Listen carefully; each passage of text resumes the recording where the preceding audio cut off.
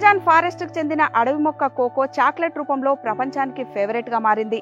అక్కడి మొక్క ఎన్నో ప్రాంతాలకు చేరి వాణిజ్య పంటగా అంతర్జాతీయ స్థాయిలో తనకంటూ ఒక గుర్తింపును తెచ్చుకుంది. ఆ మొక్క మన తెలంగాణ ప్రాంతంలో కూడా ఏటికేడు సాగు విస్తీర్ణాన్ని పెంచుకుంటుంది.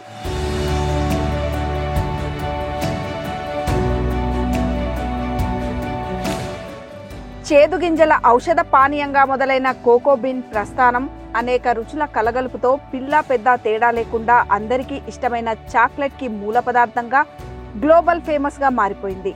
క్రీస్తుకు పూర్వమే ఈ మొక్కల నుండి వచ్చిన బీన్స్ ను ఉపయోగించారనే ఆధారాలున్నప్పటికీ వీటి వినియోగం మాత్రం 1600 సంవత్సరం నుండి క్రమంగా పెరుగుతూ వచ్చింది. యూరోపియన్ దేశాల్లో పారిశ్రామిక విప్లవం కాలంలో ఈ కోకో బీన్స్ చాక్లెట్ గా మారి మార్కెట్లోకి అందుబాటులోకి వచ్చింది. అలా 1866 నాటికి ఎన్నో చాక్లెట్ బేస్డ్ కంపెనీలు పుట్టుకొచ్చాయి. ప్రస్తుతం అంతర్జాతీయంగా ఎంతో డిమాండ్ ఉన్న ఈ పంట సాగు చూసినట్లయితే ప్రపంచవ్యాప్తంగా మొత్తం కోకో ఉత్పత్తిలో 70% పశ్చిమ ఆఫ్రికా దేశాలైన ఐవరీ కోస్ట్, ఘనా, నైజీరియా, క్యామరీన్ల నుండే ఉత్పత్తి అవుతుంది. ఇక మన దేశంలో చూసినట్లయితే బ్రిటిష్ పాలనా కాలంలో దక్షిణ భారతదేశానికి ఈ మొక్కలు తీసుకురాబడ్డాయి.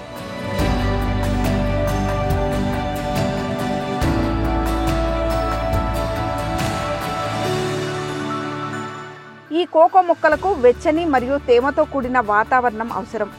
అందుకే మన దేశంలో అలాంటి వాతావరణ పరిస్థితులు ఉన్న దక్షిణాది రాష్ట్రాల్లో కోకో పంట ఎక్కువగా సాగవుతుంది. ముఖ్యంగా కేరళ, కర్ణాటక, తమిళనాడు, ఆంధ్రప్రదేశ్లలో సాగు విస్తీర్ణం ఎక్కువగా ఉంది. దేశంలో ఏటా 1,00,000 టన్నుల కోకో గింజలు అవసరమవుతుండగా అందులో కేవలం 30% మాత్రమే మన దగ్గర ఉత్పత్తి అవుతుంది. అలా రోజు రోజుకు డిమాండ్ పెరగడమే కానీ తగ్గడం ఉండకపోవడంతో ఈ పంట సాగు క్రమంగా దక్షిణ భారతదేశంలో పెరుగుతుంది.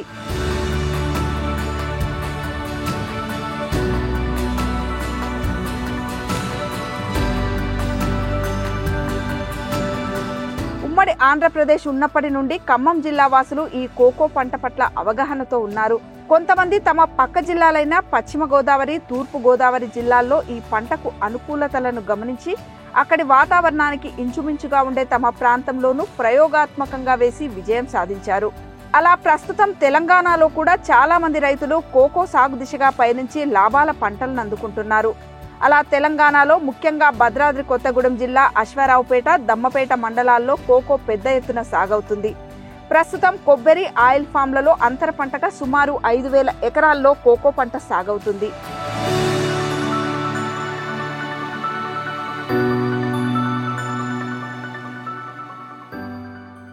మేము ఆయిల్ పామ్ వేసిన తర్వాత క్యాడ్బరీ వాళ్ళు వచ్చి ఇక్కడంతా చూసిన తర్వాత ఈ 2 మండలాలు కోకో వాతావరణానికి సూటబుల్గా ఉందని చెప్పి మీరు కోకో వేయండి అని చెప్పి వాళ్ళు మమ్మల్ని ప్రోత్సహించారు. మేము వాళ్ళే మొక్కలు సప్లై చేశారు. వాళ్ళ అండర్ గైడ్లైన్స్ తోటి మేమంతా ఇంటర్ క్రాప్గా దీన్ని వేసాం. వేసిన తర్వాత 2006లో వేసామండి. వేసిన తర్వాత వీళ్ళు 3 సంవత్సరాల నుంచి ఈల్డ్ వస్తూ ఉంటుంది కోకో. ఇది సుమారుగా 20 ఏళ్ల క్రితం ఆయిల్ పామ్ కొబ్బరిలో అప్పట్లో క్యాడ్బరీ వాళ్ళు ఇంట్రడ్యూస్ చేశారు. స్లోగా రైతులు ఒకరినొకరిని చూసి కొబ్బరిలో, ఆయిల్ పామ్లో అంతర పంటగా వేసుకుంటున్నాం. దీన్ని ప్లాంటింగ్ మెటీరియల్ వచ్చి ఇక మాండ్లెస్ ఇండియా వాళ్ళ ద్వారా నర్సరీస్ ఉన్నాయి ఆంధ్రాలో, ఇటు రాజమండ్రిలో, ఇటు ఏలూరు దగ్గర ఉన్నాయి. బట్ హార్టికల్చర్ డిపార్ట్మెంట్ మనకి ప్లాంటింగ్ మెటీరియల్ కను డ్రిప్కి అన్నిటికీ సబ్సిడీ ఇస్తుంది ఈ కోకో క్రాప్కి. అండ్ తర్వాత ప్రాసెసింగ్ చేసే ట్రేల్కి వాటికి కూడా కంప్లీట్ సబ్సిడీస్ ఉన్నాయండి. ఒక ఎకరానికి కొబ్బరిలో అయితే 150 నుంచి 200 మొక్కలు దాకా పడతాయి. 7 rupees to 10 rupees including transport cost అవుతుంది. అది కూడా ప్లాంటింగ్ మెటీరియల్కి మనకి కంప్లీట్ సబ్సిడీ ఉంది. గవర్నమెంట్ ఆఫ్ తెలంగాణ నుంచి హార్టికల్చర్ డిపార్ట్మెంట్ ద్వారా సబ్సిడీ ఇస్తున్నారు. కోకో అనేది ఒక మొండి జాతి మొక్క అనే చెప్పొచ్చు. దీనిలో 3 రకాలు ఉంటాయి. ఇప్పుడు ప్రస్తుతం మనం చూసేది ఫారెస్ట్రా జాతికి చెందిన కోకో మొక్క. ఏ మొక్క అయినా సరే దానికి బెరడు అనేది చాలా ఇంపార్టెంట్. ఎందుకంటే పూత అయినా కాత అయినా మొత్తం బెరడుకే వస్తుంది.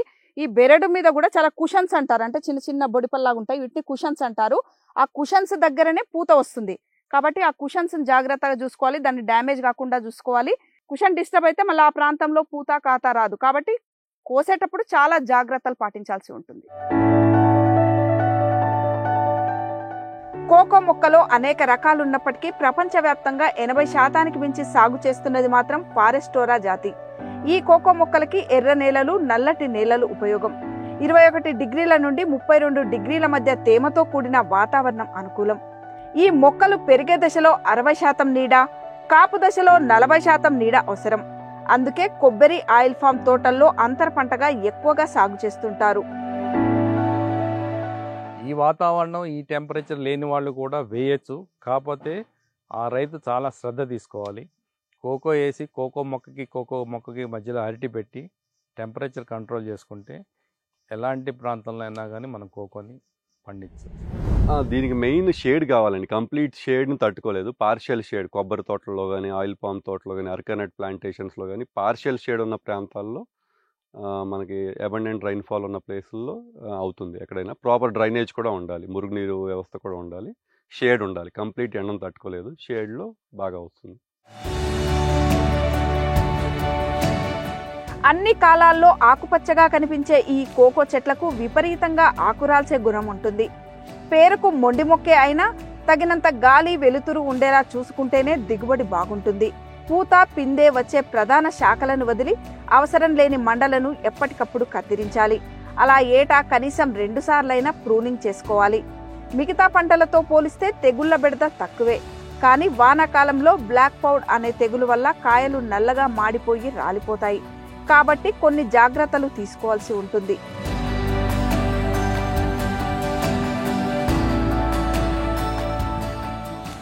బ్లాక్ పాడ్ అనే తెగులు వస్తుందండి. బాగా కాయలు పిందె సైజులోనే ఉన్నప్పుడే అవి నల్లబడిపోయి రాలిపోతూ ఉంటాయి.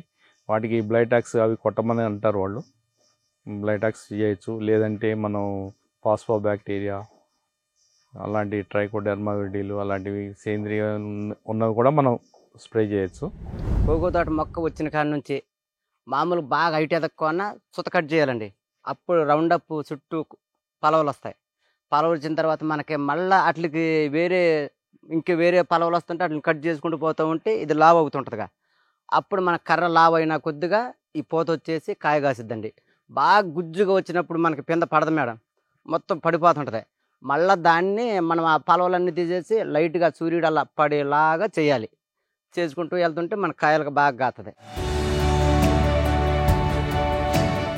ఆయిల్ ఫామ్ కొబ్బరి తోటల్లో అంతర పంటగా వేస్తే దానివల్ల ప్రధాన పంటకు ఇబ్బంది వాటిల్లదా అనే సందేహాలతో చాలా మంది తొలుత ఈ పంట వేసేందుకు సుముఖత చూపలేదు. కానీ దాని వేరు వ్యవస్థ, దీని వేరు వ్యవస్థ తీరు వేరుగా ఉండడం వల్ల ఎటువంటి ఇబ్బంది ఉండదు. పైగా ఈ చెట్టు ఆకులు విపరీతంగా రాల్చడం వల్ల అది భూమిపై మరో పొరలాగా ఏర్పడి కలుపు రాకుండా చూస్తుంది. భూమిలో తేమ శాతం నిలిచి ఉండేలా చూసి ప్రధాన పంటకు నీటి కొరత రాకుండా చూస్తుంది. ఆకులు భూమిలో కలిసిపోయి సహజ ఎరువుగాను ఉపయోగపడుతుందంటున్నారు రైతులు. చాలామంది రైతులు అపోహపడ్డారు ఈ 2 ప్లాంట్లు కోకో వేయటం వల్ల ఆయిల్ పామ్కి దెబ్బ అవుతుందని. కానీ శాస్త్రవేత్తలు చెప్పారు, వాళ్ళు చెప్పి ఫ్రూట్ జోన్స్ వేరు కాబట్టి మీరు వేయచ్చు అని చెప్పారు. మేము ధైర్యం చేసి వేసాము. అట్లా చాలామంది రైతులు వెనకడికి వేశారు, కానీ మేము ధైర్యం చేసి వేసాము. కాకపోతే ఈల్డ్ అయితే బాగా వస్తుంది. ఇప్పుడు ఎకరానికి 200 మొక్కలు పడతాయి. 200 మొక్కలు మనం 1 కేజీ చొప్పున తీసుకున్నా 200 కేజీలు వస్తాయి. అంటే 2 క్వింటాల వరకు మనకి కోకో డ్రై బీన్స్ వస్తాయి. మెయిన్గా ఆయిల్ పామ్లో కోకో వేయటం ఏంటంటే ఇంటర్ క్రాప్ వల్ల ఆదాయం వస్తుంది. రెండోది మాయిశ్చర్ మెయింటైన్ చేస్తుంది. ఆకులు రాలుతాయి, దానివల్ల ఎరువుగా తయారవుతుంది. దాని ప్రకారం ఆయిల్ పామ్ కూడా మంచిది. ఇది ఫారెస్ట్లో పెరిగే చెట్టు. ఇది దీనికి ఇవ్వటం కూడా వీళ్ళు ఫారెస్ట్రియాని ఇస్తారు మాకు. ఇది విపరీతమైన గ్రోత్. ఆ కొమ్మలు ఆకులు మేము ప్రూనింగ్ చేస్తాం కాబట్టి ఆ ఆకులు దానికే ఎరువుగా పనిచేస్తాయి, కలుపు పెరగకుండా చేస్తుంది. ప్లస్ అదంతా ఎరువు అవటం వల్ల ఆయిల్ పామ్కి కూడా కొంచెం ఎరువుగా ఉపయోగపడుతుంది. దీనికి అందుకనే మనం దీనికి ఎక్కువగా ఎరువులు ఎక్కువగా వేయాల్సినంత అవసరం లేదు. న్యాచురల్గానే మనం పెంచవచ్చు. ఈ ఆకులు మొత్తం మేడం మళ్ళీ చక్కగా ఎరువు అయిపోతాయి. ఈ వాటర్ మనకు పడుతుంటే మొత్తం ఎరువే, దాని బలం దానికే సరిపోద్ది. ఈ చెట్టు కాలీఫ్లోరీ లక్షణాన్ని కలిగి ఉంటుంది. అంటే చెట్టు బెరడుపై కొమ్మలపై చాలా చోట్ల చిన్న చిన్న తెల్లని పూలు వస్తాయి. అవే క్రమేపీ కాయలుగా మారుతాయి. ప్రధాన కాండం మీద వచ్చిన చోటే మళ్ళీ మళ్ళీ అక్కడే పూత కాత వస్తుంది. అందుకే అవగాహన లేకుండా కాయలని తెంపటం చేయొద్దు. అలా చేస్తే అక్కడ కుషన్ డ్యామేజ్ అవుతుంది. ఒకసారి డ్యామేజ్ అయితే మరలా అక్కడ పూత రాదు. అందుకే కాయలు కోత దశకు వచ్చాక కాస్త తొడిమె బెరడుకు ఉంచే జాగ్రత్తగా కట్ చేసుకోవాలి.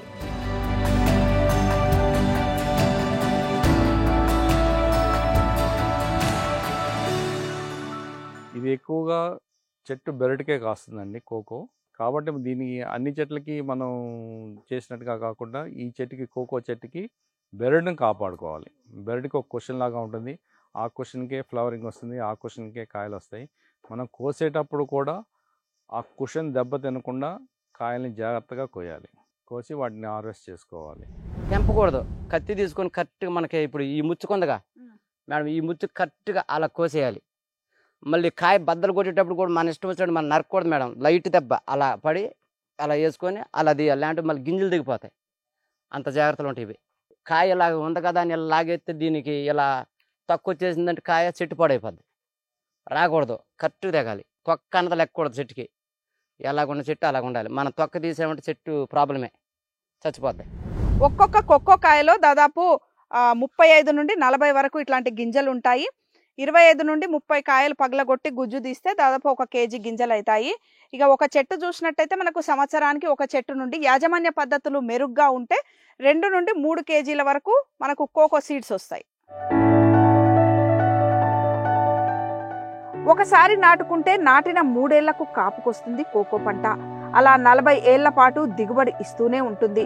బాగా సాగు చేస్తే ఎకరాకు ఆయిల్ ఫామ్ లోనైతే 200 క్వింటాల వరకు, కొబ్బరిలోనైతే 400 క్వింటాల దాకా కోకో బీన్స్ తీయవచ్చు. ఏటా 2 సార్లు పంట చేతికి వస్తుంది. అయితే వానాకాలంలో వచ్చే పంట కంటే వేసవిలో వచ్చే పంట నాణ్యమైన బీన్స్ నిస్తుంది.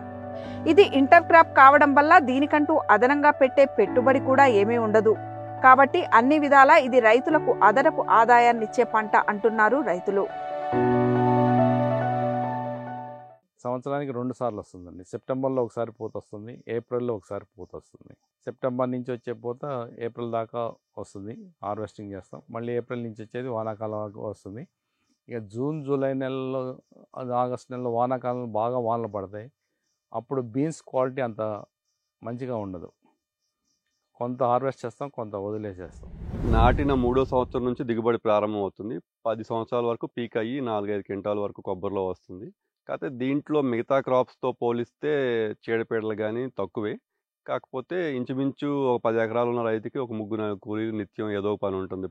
హార్వెస్ట్ చేయటం కానీ, ప్రూనింగ్ చేయటం కానీ అలా పని ఉంటుంది. చీడపీడలు మిగతా పంటతో పోలిస్తే చాలా తక్కువ, చాలా లిమిటెడ్ అండి. ఇది ఇంటర్ క్రాప్ అండి, స్టాండ్ అలోన్ క్రాప్ కాదు. ఇప్పుడు కొబ్బరి ఉందనుకోండి, దాంట్లో ఇంటర్ క్రాప్. ఆయిల్ పామ్ ఉందనుకోండి, అదనంగా ఈ ఇంటర్ క్రాప్ వల్ల మనకి ఎక్స్ట్రా పెట్టుబడి, ఎక్స్ట్రా ల్యాండ్, ఎక్స్ట్రా అదేం లేదు. కాబట్టి చన్నీళ్ళకి వేడి నీళ్ళు తోడులాగా ఆయిల్ పామ్లో 10 టన్నుల ఆయిల్ పామ్ తోటలో ఒక కింటా అయినా ఇవాళ 70-80 వేలు కింటాకు ఉంది. 2 క్వింటాలు అయితే 1,40,000. లాస్ట్ ఇయర్ వరకు 200-225 ఉండేది. ఇవాళ గ్లోబల్ షార్టేజ్, ఐవరీ కోస్ట్, గానాలో క్రాప్ ఫెయిల్యూర్స్ వల్ల విపరీతంగా గ్లోబల్గా పెరిగింది. 1000 రూపాయలు టచ్ అయింది. సో అలా లెక్కేసుకున్న 600-700 లెక్కేసుకున్న కింటా అయినా 60-70 వేలు పర్ ఎకరం additional income, apart from the main crop నుంచి కాకుండా ఎక్స్ట్రా ఇన్కమ్ ఇది. సో ఆయిల్ పామ్ తోటలో, కొబ్బరి తోటలో పెట్టుకోవాల్సిన క్రాప్. అండ్ భవిష్యత్తులో దీని డిమాండ్కి ఎటువంటి డోకా లేదు. ఎందుకంటే కన్జంప్షన్ ఎప్పుడు పెరిగేదే కానీ తగ్గదు. ఎందుకంటే చాక్లెట్ అన్ని ఏజ్ గ్రూప్స్ వాళ్ళు, చిన్నపిల్లల దగ్గర నుంచి ముసలి వాళ్ళ దాకా తింటారు. కాబట్టి మనకి డిమాండ్ సైడ్, అసలు కన్జంప్షన్ సైడ్ ఇబ్బంది లేదు. కాబట్టి ఆయిల్ పామ్, కొబ్బరి తోటల్లో కంపల్సరీగా పెట్టుకోవాల్సిన క్రాప్. కాయలు మనకి 10 రావచ్చు పాకానికి, లేదా 4 కాయలు రావచ్చు, లేదా 20 కాయలు కూడా వస్తాయి మేడం ఒక ట్రిప్. కాయ పడిన దాన్ని బట్టి అలా ఉంటాయి అనమాట. వాటిని కోసుకొని మనం కలర్ చూసుకోవటమే. 30 గింజల నుంచి అలా ఉంటుంది. పెద్ద కాయ అయితే ఇంకొంచెం పెరుగుతాయి, సైజుని బట్టి పెరిగిద్ది మేడం. అలా ఉంటాయి గింజలు. మినిమం ఒక 150 గ్రాములు అలా వస్తుంటాయి ఒక్కొక్క కాయలో. ఓన్లీ బలం, వాటర్, ఈ రెండే. ఎరువు పోసుకుంటుంటాం, వాటర్ పర్ఫెక్ట్గా పడాలి మేడం. అప్పుడు మనకి ఇది కాయ దిగిద్ది. వచ్చినట్టే చూసుకొని రంగు వచ్చినాయి కోసేస్తాం. కోసి అన్నీ ఒక దగ్గర పోసుకొని కొడతాం. ఆ కొట్టినన్నిటిని ఒక దాంట్లో వేసుకొని పీసుకి ఆరబడతాం. 4 రోజులు అయ్యాక ఆరాక సంచులకి ఎత్తుకుంటాం. కోకో కాయల్ని దూర రంగు అంటే పండింది అని సింబాలిక్గా ఇట్లా ఎల్లో షేడ్తో ఉంటుంది. ఇట్లా కాయలు తెంపుకొచ్చిన తర్వాత దీన్ని పగలగొడతారు. పగలగొట్టిన తర్వాత గుజ్జు వస్తుంది. ఇది మన అచ్చం సీతాఫల పండు గుజ్జు ఎట్లుంటుందో ఆ గుజ్జు, విత్తనాలు కలిపి అలా ఉంటుంది. ఈ గుజ్జు కూడా చాలా తీయగా ఉంటుంది. ఉడతలు, కోతులు అన్నీ కూడా తింటాయి. అయితే ఈ గుజ్జుతో సహా ఈ గింజలన్నిటినీ కూడా ఆ బకెట్లలో పులియబెడతారు. ఆ పులియబెట్టి రోజుకు ఒకసారి కలుపుతుండాలి. 6 రోజులు అలా పులియబెట్టిన తర్వాత ఇట్లా పెద్ద పెద్ద పట్టాలు వేసి పట్టాల మీద గింజలన్నీ కూడా ఆరబెడతారు. ఆరబెట్టిన తర్వాత గింజలు ఇట్లా ఆరుతూ ఉంటాయి. దీన్ని విప్పదీసి చూస్తారు. ఇది వంకాయ రంగులో ఉంటే ఇంకా ఎండలేదని లెక్క. పూర్తిగా మన కాఫీ గింజల కలర్లో నల్ల రంగు వచ్చాక పూర్తిగా ఎండినట్టు లెక్క. అంతేకాదు ఇట్లా పట్టుకొని ఇలా అంటే గల్గల్ అనాలి. అప్పుడు ఇవి అమ్మకానికి సిద్ధంగా ఉన్నట్లు లెక్క. కోకో బీన్స్ ని పులియపెట్టి ఎండబెట్టిన తర్వాత చాక్లెట్ కి కావలసిన ముడి పదార్థం తయారవుతుంది. 1 కేజీ చాక్లెట్ తయారవ్వాలంటే 300 నుండి 600 వరకు కోకో బీన్స్ ని వేయించి ప్రాసెస్ చేయాల్సి ఉంటుంది. అలా చేసిన దానితో chocolates, biscuits, cakes, cookies, cocoa butter, cocoa powder లాంటి ఎన్నో ఉత్పత్తులను తయారు చేస్తారు. కాస్మోటిక్స్ లో కూడా కోకో ఉత్పత్తులను వినియోగిస్తున్నారు. ఆరోగ్యపరంగా కూడా కోకో పంట ఉపయోగకరంగా ఉంది. కోకోలో యాంటీ ఆక్సిడెంట్ గుణాలు కలిగిన ఫ్లేవనాయిడ్స్ పుష్కలంగా ఉంటాయి. ఇది గుండె ఆరోగ్యానికి ఉపయోగపడుతుంది. అలా కోకో బీన్స్ ఎన్నో రకాలుగా ఉపయోగపడతాయి. ఈ పంటని కొన్ని కంపెనీలు బీన్స్ రూపంలో కొనుగోలు చేస్తే కొందరు కోకో కాయలనే తీసుకువెళ్తుంటారు. మనకి ఎల్లో కలర్ లైట్గా జీరలో కనిపిస్తుంటాయి మేడం. ఆ జీర వచ్చినప్పుడు కాయను చూసి పలకొచ్చేసిందని కోసేయాలి. ఇలా రావాలి మేడం. ఇలా వచ్చిన తర్వాత ఇప్పుడు కోసిన తర్వాత మళ్ళీ దీన్ని ఇలా నిలువు కట్ చేసుకుంటే గింజ కనిపిస్తుంది. తీసుకొని అలాగా ఒకసాట కవర్లో పోసేసి, కవర్ కాకపోతే సంచి అయినా దాంట్లో 2 రోజులు ఉంచిన తర్వాత అది మళ్ళీ మనకి బిస్కెట్ కలర్ వచ్చిందండి. గింజ వచ్చిన తర్వాత దాన్ని తీసుకెళ్ళి ఆరిపోయాలి మేడం. పచ్చ రంగు వస్తే వచ్చినట్టేనండి పండు. ఇక దాన్ని ఎరబెట్టి కోస్తాం, సంచిలో వేసుకుంటాం, ఒక సాట వేసుకొని కొడవలతో బద్దలు కొడతాం, గుజ్జు తీసేస్తాం, గంపలో వేస్తాం. ఒక 3-4 రోజులు ఊనిద్దిగా. ఊనాక కలిపి ఆరబెడతాం. గింజ ఆరిద్దిగండి. ఆరాక సంచిలో ఎత్తుకుంటాం. ఎత్తుకొని కాటా పెట్టుకొని అమ్ముకోవటం. కాయల లోపల మన సీతాఫలం కాయ టైప్లో గుజ్జులాగా ఉంటుంది. గింజలు ప్లస్ గుజ్జు కలిపి ఉంటుంది. వాటిని బ్రేక్ చేసి ఆ గుజ్జుతో పాటు వాటిని ఒక 2 days ఫర్మెంట్ చేసి సన్ డ్రై చేస్తాం. ఆ బీన్స్ మార్కెట్ చేసుకోవచ్చు మనం. ఒక కోసిన దగ్గర నుంచి ఒక 3-4 days ప్రాసెస్ ఉంటుంది. తర్వాత మనం డ్రై బీన్స్ మార్కెట్ చేసుకోవచ్చు. అలా కాకుండా ఇప్పుడు కొంతమంది పాడ్స్ కూడా పట్టుకెళ్ళి యావరేజ్ వెయిట్ని బట్టి వాళ్ళే ప్రాసెస్ చేసుకొని మనకి దాని ప్రకారం డబ్బులు పే చేస్తున్నారు.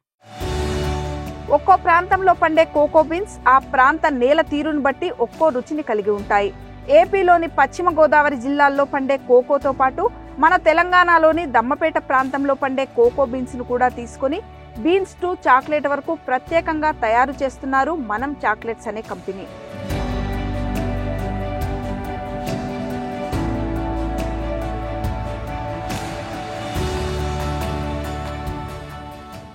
కొత్తగా ఆల్మండ్ హౌస్ వాళ్ళది మనం చాక్లెట్ అని మా దగ్గర వాళ్ళు పట్టుకెళ్తున్నారు. కాయలే పట్టుకెళ్ళి వాళ్ళే ప్రాసెస్ చేసి వాళ్ళే తెలంగాణలో ప్రొడ్యూస్ అయిన బీన్స్ నుంచి, తెలంగాణలో ప్రాసెస్ చేసిన బీన్స్ నుంచి తెలంగాణ చాక్లెట్ కింద వాళ్ళే ప్రొడ్యూస్ చేస్తున్నారు. మనం చాక్లెట్తో మనం టైఅప్ అయ్యాము. ఒక పర్టికులర్ రెసిపీ ఆఫ్ చాక్లెట్ మన ఫామ్ నుంచి పండిన బీన్స్తోనే తయారవుతుంది. అది రోడ్ నెంబర్ 12 బంజారా హిల్స్లో వాళ్ళది యూనిట్ ఉంది.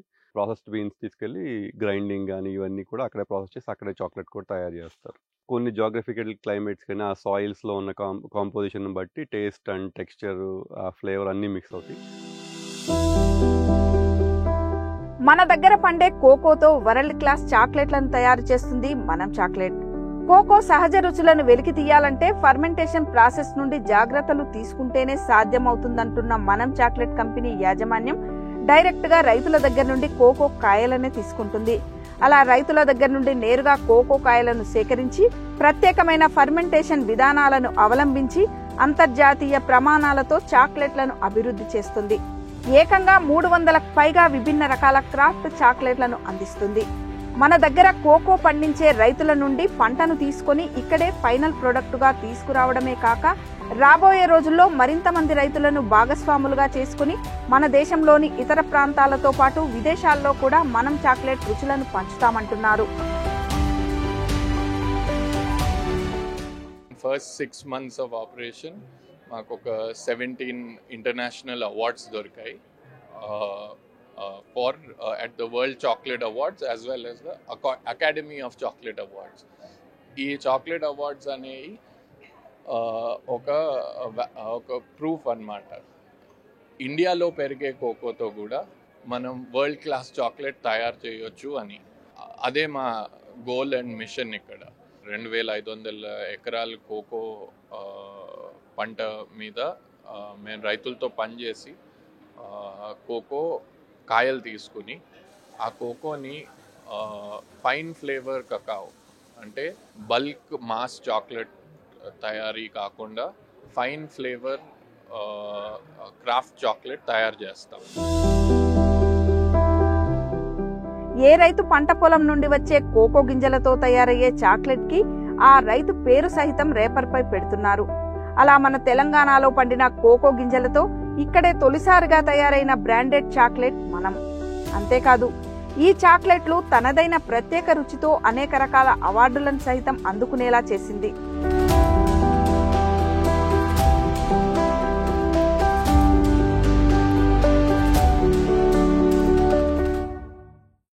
ఇండియన్ కోకోతో వరల్డ్ క్లాస్ ప్రోడక్ట్ తయారు చేయొచ్చు అనే పొజిషన్తో ఈ బ్రాండ్ స్టార్ట్ చేసాము. And response and the awards that we one have been a validation for that. ఇప్పుడు మేము ప్రొక్యూర్ చేసే కోకో అంతా వెస్ట్ గోదావరి, కొంచెం ఈస్ట్ గోదావరి అండ్ కొంచెం తెలంగాణ. తెలంగాణలో కొన్ని రైతులు కొంతమే కోకో ఉత్పత్తి ఉంది. ఈ భద్రాద్రి, కొత్తగూడెం డిస్ట్రిక్ట్, ఖమ్మం బార్డరింగ్ డిస్ట్రిక్ట్స్లో పామ్ ఆయిల్ ఎక్కడ పెరుగుతుందో అక్కడ కోకో ఉంది. నేను ఒకటి అనగలుగుతాను, we're the first company to make a chocolate that is grown, made into chocolate and packaged in Telangana. So we have a single origin Telangana bar, first of its kind in the world. And this is not only ఇది single ఆరిజినే కాకుండా మా చాలా వరకు మా చాక్లెట్లు single farmer చాక్లెట్లు. అంటే ఆ చాక్లెట్లో ఉన్న కోకో అంతా ఒక రైతు నుంచే వస్తుంది, ఒక తోట నుంచే వస్తుంది. అది మా బ్లాక్ చైన్ సిస్టమ్ వల్ల మేము ఆ ట్రేస్ ఉంచగలుగుతున్నాం. అండ్ అది మాకు ఇచ్చే శక్తి ఏంటంటే మేము ఆ రైతు పేరు ఆ చాక్లెట్ ప్యాకెట్ మీద ప్రింట్ చేయగలుగుతున్నాం. డి హరికృష్ణ గారని భద్రాద్రి కొత్తగూడెంలో ఒక చాలా మంచి రైతు, ఆయన పెంచగలిగారు. ఆయన పెంచిన కోకోతో మేము ఒక చాక్లెట్ తయారు చేస్తాం అండ్ ఆయన పేరు ఆ చాక్లెట్ మీద రాయగలిగే తృప్తి మాకుంది. ఈ పంటకు అంతర్జాతీయ స్థాయిలో డిమాండ్ ఉన్నందువల్ల పంటను అమ్ముకోవడానికి రైతులు అవస్థలు పడాల్సిన అవసరమే లేదు. మార్కెట్ హెచ్చుతగ్గులను బట్టి మంచి ధర ఉన్నప్పుడే అమ్ముకునే వెసులుబాటు సహితం ఉంది. పైగా పేరున్న కంపెనీలే రైతుల దగ్గరికి వచ్చి పోటీ పడి మరీ కొనుగోలు చేస్తుండటంతో ఈ పంట రైతుల పాలిట కల్పతరువుగా మారింది. అంతేకాదు రైతులను నమ్ముకున్న కూలీలకు కూడా ఏడాది పొడవునా ఉపాధి కల్పిస్తుంది. ప్రధాన పంటతో కలిసి పెరుగుతున్న ఈ అంతర్ పంట. ఇప్పుడు మెయిన్ ఆయిల్ పామ్లో వేసాను కాబట్టి ఆయిల్ పామ్లో ఉన్న ఇది ఏంటంటే ఆయిల్ పామ్ ఏప్రిల్ నుంచి డిసెంబర్ వరకు వస్తుంది. డిసెంబర్ నుంచి మీకు బంచెస్ తగ్గుతాయి, హార్వెస్టింగ్ తగ్గుతుంది. ఇది సెప్టెంబర్ నుంచి వస్తుంది కాబట్టి మనం కంటిన్యూషన్ లేబర్కి పని చూపెట్టడానికి ఇది ఒక మంచి అవకాశం. ఇది వేయటం వల్ల మనకి లేబర్ని ఎత్తుకోవాల్సిన పని ఎప్పుడు ఉండదు. ఒక 4 మనుషుల్ని పెట్టుకుంటే మనం ఆయిల్ పామ్ చేసుకోవచ్చు, ఆయిల్ పామ్తో పాటు ఇది కూడా చేసుకోవచ్చు. ఇది మామూలుగా మీకు సమ్మర్లో మంచిగా వస్తుంది. డిసెంబర్ నుంచి మీకు మే వరకు పీక్ సీజన్ కోకోకి. లేబర్ని మనం ఇప్పుడు ఆయిల్ పామ్ అప్పుడు తక్కువ ఉంటుంది కాబట్టి లేబర్ని ఇటు డైవర్ట్ చేసుకోవచ్చు. సో మనం ఆయిల్ పామ్ ఒకటే పెట్టుకుంటే లేబర్ ఆ పని అయిపోయిన తర్వాత వాళ్ళు బయటికి పంపించాలి, మళ్ళీ లేబర్ కావాల్సినప్పుడు రారు. అదే వీళ్ళు కంటిన్యూస్గా మన చేలోనే ఉంటారు, మన దగ్గరే ఉంటారు, పనిచేస్తుంటారు. వాళ్ళకి ఉపాధి దొరికినంత ఇది ఉంటుంది, మేము వాళ్ళకి ఉపాధి కల్పించినట్టు అవుతుంది. డిమాండ్ వైజ్ బీభత్సమైన డిమాండ్ ఉన్న క్రాప్, ఎందుకంటే ఈక్వేటర్కి అటు ఇటు ఉన్న ట్రాపికల్ క్లైమేట్స్లోనే పండుద్ది. But consumption across the age, అన్ని ఏజ్ల వాళ్ళు తింటారు, అన్ని కంట్రీస్లో తింటారు కాబట్టి విపరీతమైన కన్జంప్షన్ ఉంది, డిమాండ్ ఉంది. సో బట్ ప్రొడక్షన్ వచ్చి చాలా లిమిటెడ్గా ఉంది. సో మార్కెటింగ్ ఇబ్బంది అసలు దీనికి అసలు ఏం లేదండి. క్యాడ్బరీ వాళ్ళు వచ్చినారు, ప్రైవేట్ ప్లేయర్స్ చాలామంది ఉన్నారు, వచ్చి మన దగ్గరికి కొంటున్నారు. ఈ కూలీలు డైలీ వచ్చేసి ఈ మట్టలో నరకటం కానీ ఏవైనా జాగ్రత్తగా చేసుకోవాలి. ఈ షూలు ఇస్తారు మనకి తుక్కులో తిరగటానికి. మనం ఇక్కడ డైలీ వస్తుంటాం కాబట్టి వాళ్ళు ఏదో ఒక పని మనకు డైలీ చూపిస్తూనే ఉంటారు. కోకో వస్తే కోకో, పామాయిల్ వస్తే పామాయిల్, గెల్ల లోడ్ చేసామంటే గెల్ల అయిపోయిన తర్వాత మట్ కటింగ్ ఉంటుంది. డైలీ వచ్చేసి 300. సపోజ్ ఒకరోజు అట్టు ఉండొచ్చు, ఒకరోజు ఇటు ఉండొచ్చు, అయినా సరే మన మధ్యాహ్నం జాగ చేసి వెళ్ళిపోయినా కూలీలు ఇచ్చేస్తారు, కూలి ఇచ్చేస్తారు. మనకి ఆప్టింగ్ పడింది ఏంటో అలాంటివి ఏమి ఉండవు. మేము ఎటు వెళ్ళాం, ఇదే పని చేసుకుంటాం, ఇందులోనే ఉంటాం. ఇది పామాయిల్ నరికి పోతారుగా, ఇక దాన్ని గేళ్ళ పట్టుకెళ్ళి తాటకి వేయటం, లూజ్ చేరటం, కోకో ఇందులోనే పని మాకు చెత్త బీక్కోవటం ఇవి ఉంటాయి.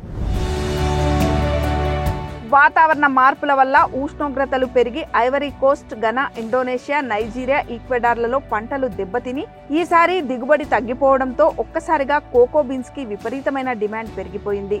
మునుపెన్నడూ ఊహించని ధర పలికింది. దీంతో గతంలో 250 రూపాయలుగా ఉన్న కేజీ కోకో బీన్స్ ధర ఈసారి ఏకంగా 1000 రూపాయలకు చేరింది. మేము 3 సంవత్సరాల తర్వాత హార్వెస్ట్ చేసిన ఫస్ట్ 60 రూపాయలకి అమ్మామండి కేజీ, తర్వాత 80, తర్వాత 100, 150, 160 హైయెస్ట్ అమ్మాం అప్పుడు. ఆ తర్వాత ఒక 2008, 2009 నుంచి 200 రీచ్ అయింది. తర్వాత మళ్ళీ ఆఫ్టర్ 2 years తర్వాత 250కి రీచ్ అయింది. తర్వాత ఇప్పుడు ఆఫ్రికన్ కంట్రీస్లో క్రైసిస్ వల్ల అక్కడ కోకో ప్రొడక్షన్ చాలా తగ్గిపోవడం వల్ల ఇప్పుడు రేటు బాగా పెరిగింది. ఇప్పుడు దాదాపు 1000 రూపాయల దాకా ఉంది కేజీ. చాలామంది రైతులు ఏం చేశారంటే మొన్నటి వరకు నిల్వ చేసి 1000 రూపాయలకి అమ్మారు. వాళ్ళు ఎప్పుడు ఆ రైతు అతని చరిత్రలో చూడనటువంటి ఆదాయాన్ని చూశాడు. మధ్యదళాలు ఎవరు దీంట్లో లేరు. డైరెక్ట్గా తీసుకెళ్ళి మేము క్యాడ్బరీ వాళ్ళకి ఇస్తాం, క్యాడ్బరీ వాళ్ళు మాకు బిల్ ఇస్తారు, సాయంత్రం మాకు మా బ్యాంక్ అకౌంట్కి అమౌంట్ వేసేస్తారు. ఇప్పుడు చాలామంది రైతులు మా దగ్గర ఇంతకుముందు మామిడి, జీడి మామిడి, వరి, మొక్కజొన్న ఉండేది. ఇప్పుడు అలాంటి భూములన్నీ కూడా ఆయిల్ పామ్ వేసేసేసారు. దేనికేనంటే ఆయిల్ పామ్కి అది 2 టన్నులు వచ్చినా 3 టన్నులు వచ్చినా జనరల్గా మనం ఆయిల్ పామ్ మెయింటైన్ చేస్తే 10 టన్నులు వస్తుంది. బాగా మెయింటైన్ చేస్తే, ఇంకా బాగా చేస్తే 14 టన్నులు కూడా వస్తుంది. ఏమీ చేయకపోయినా కానీ దాని స్వభావ సిద్ధంతో 6 టన్నులు వస్తుంది. 6 టన్నులు వేసుకున్న 60,000 వస్తుంది. ఆ 60,000లో ఖర్చులు పోను, పెద్దగా చేసేది ఏమీ లేదు, టెన్షన్ పడాల్సిన అవసరం లేదు. అలాంటి సమయంలో ఈ వరి వేసి టెన్షన్ పడి, పత్తి వేసి టెన్షన్ పడి, మొక్కజొన్న వేసి టెన్షన్ పడేదానికన్నా ఇది బెస్ట్ అని రైతులందరూ ఆయిల్ పామ్ కన్వర్ట్ అవుతున్నారు. ఇంకా కొంచెం నాలెడ్జ్ ఉన్న రైతులు ఆయిల్ పామ్లో కోకో వేస్తున్నారు ఇంటర్ క్రాప్. ఇంకొంచెం అధిక ఆదాయం తీసుకొని రైతులు సర్వైవ్ అవుతున్నారు. ప్రస్తుతం తెలంగాణలో కేవలం భద్రాద్రి కొత్తగూడెం జిల్లాలో అశ్వారావుపేట, దమ్మపేట 2 మండలాల్లోనే సాగవుతున్న కోకోని ఇతర ప్రాంతాల్లో కూడా విస్తరించే దిశగా ప్రభుత్వం చర్యలు చేపట్టాలి. ఇందుకుగాను రాష్ట్రంలో రానున్న 10 ఏళ్లలో 2 లక్షల ఎకరాల్లో పామాయిల్ సాగును విస్తరించాలని ప్రణాళికలు రూపొందిస్తున్న ప్రభుత్వం పామాయిల్తో పాటు అంతర పంటగా కోకోని కూడా పెట్టుకునే దిశగా రైతులకు అవగాహన కల్పిస్తే దక్షిణాదిలో కోకో సాగు కొత్త పుంతలు తొక్కుతుంది.